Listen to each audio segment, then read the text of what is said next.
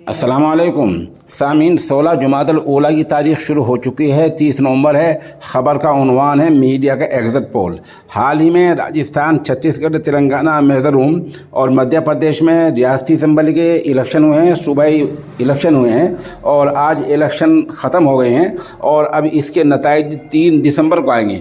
Media ने ये नतीजा अख़ज़ किया है कि राजस्थान में बीजेपी का आना तकरीबन तय है, जबकि मध्य प्रदेश और छत्तीसगढ़ में बहुत कांटे की टक्कर है और तेलंगाना में मकामी पार्टी और मिज़ोरम में मकामी पार्टी आ सकती है।